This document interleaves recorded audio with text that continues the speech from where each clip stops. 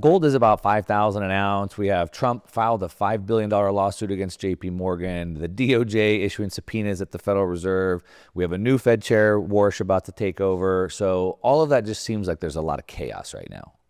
And you've been saying something that makes me think maybe the chaos isn't random and maybe it's more structural, arguing that the United States actually wants gold prices to continue going higher, not lower, to make its debt look better. Not to fight gold, but to use it. So is this crisis, or is this all part of the plan? I think it's a combination of the plan and opportunism. That comes out of what was a big financial crisis in '08 through COVID, an expansion of the Fed's book, a massive expansion of our debt, the lack of buyers for that debt around the world, and the sort of pivot towards, okay, what's real? And it's almost like the United States is a little bit late to this party. It's done the debt side very well. It's done the rates very well. It's blown up the Fed's book, and of course now the Fed's book has shrunk a little bit, couple $1 trillion a little bit, but it's still a couple $1 trillion more than it was in the wake of the financial crisis. So we still operate an economy based on fictitious money, depending on how you look at it, and looking at those patterns. On the other hand, the rest of the world is saying, look, we really aren't okay with that. We're not buying U.S. debt. In fact, we're reducing our U.S. debt holdings. We're buying gold instead. The prevailing narrative, which has truth to it, is this is because of uncertainty and safe haven, etc., relative to crisis. But the bigger narrative is that, well, how do we actually make our debt, to your question, of the United States actually worth anything? Because if we look at it from just a money manager perspective, an asset manager perspective, we have no buyers for our debt. I'm exaggerating.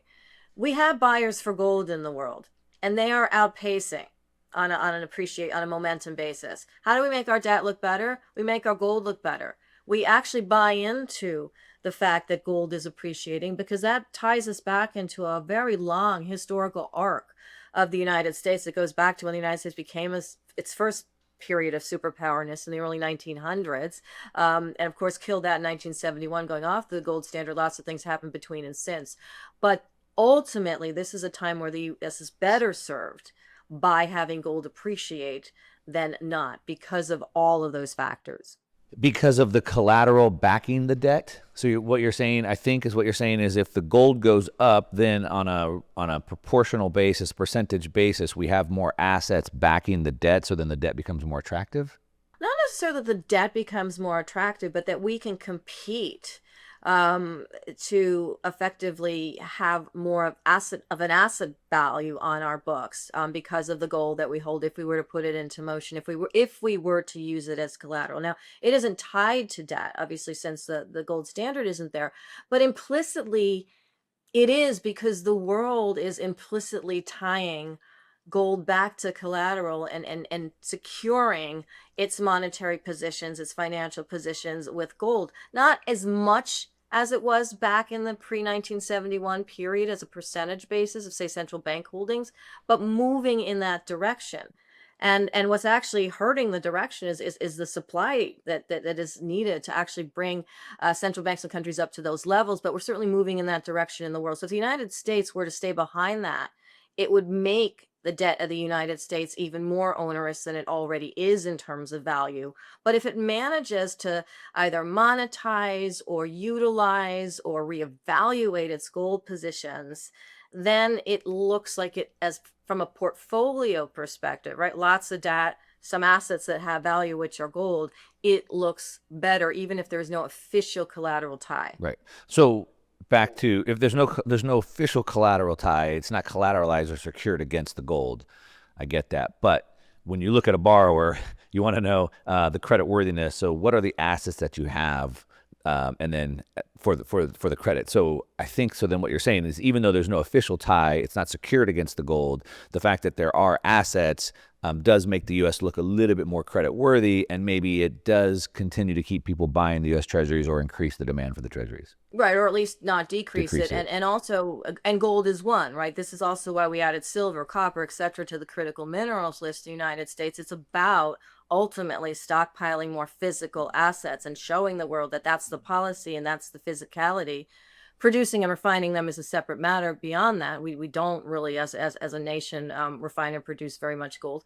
But the idea is, start from somewhere, Yeah. and that's what we're seeing the United States do in kind of catch-up manner Yeah. with respect to hard assets and commodities. The world had more of an opinion on why gold should be a useful asset now in the last few years, and actually again since the financial crisis and back in history, than the US has had for a long time. In fact, Ben Bernanke, in the wake of the financial crisis, when China was talking about trying to get gold potentially into the IMF standard SDR basket, the basically the basket that looks at multiple currencies, and it got its own currency in there. The United States, through Ben Bernanke, was saying, no, that's a relic. The same kind of thing that's been said over and over again. That doesn't matter. And now you don't hear that tone, you don't hear that voice coming out of the Fed or the White House or the Treasury Department. Okay. So I have, because I have a couple theories as to why maybe gold comes up. So one is your overall thinking is that if gold comes up, then the U.S. has more collateral, more assets, and appears more creditworthy, even though it's not secured against the debt, but maybe there's more demand for it that way. Okay. So that's one way. Another way that I've thought about it, and this is not a common thought, but I'll get your view on this. In order to reindustrialize the base, in order to get the mining and the refining and the supply chains back, as you're saying that we're needing to do, and I think that's sort of, I don't want to say general consensus. You might not hear it in mainstream media, but on these types of shows and circuits, we hear that quite a bit. As the geopolitical picture continues to get divided, then that owning those supply chains gets more critical. So we understand the Trump administration is very focused on that, bringing manufacturing back, things like that. In order to do that, that might push inflation higher, and we might need rates lower. We might need more liquidity to do that, which could cause inflation. But if Bitcoin and gold were able to rise quite a bit, maybe that could absorb quite a bit of the asset inflation or appreciation and not make it look like stocks and homes and all those other things go up as much. And maybe it's a little bit more easier to take for the average person. That's such a beautiful thought, Mark, and a really good tie-in actually of Bitcoin to gold, because if we look at the actual numbers from last year, inflation's pretty much a couple tenth of a percentage lower than it was this time last year. It's still 2.7, 2.9, 2.6, depending on what's coming out. But it's between 2 and 3, which historically isn't awful. It just happens to be above the professed benchmark of the Federal Reserve, which was 2%, which is somewhat artificial anyway. Right. Be that as it may, this artificial kind of construct, inflation does exist. And what we've seen over this past year with inflation kind of staying in that range, even when rates were being cut, and even when the Fed's book was slightly declining, not a lot, ultimately they stopped QT, but sort of a little bit.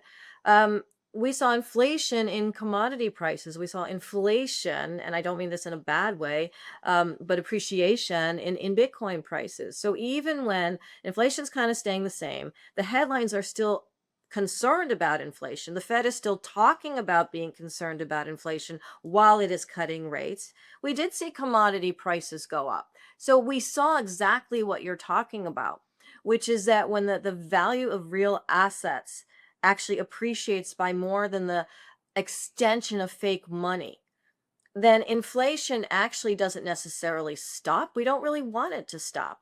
But the We can come growth back to slows that, but down. yeah. Well, we don't want inflation that's connected to growth to stop. Right. Let's put Right, it that right. way. We if inflation and growth both grow, then we're effectively moving forward. Yeah.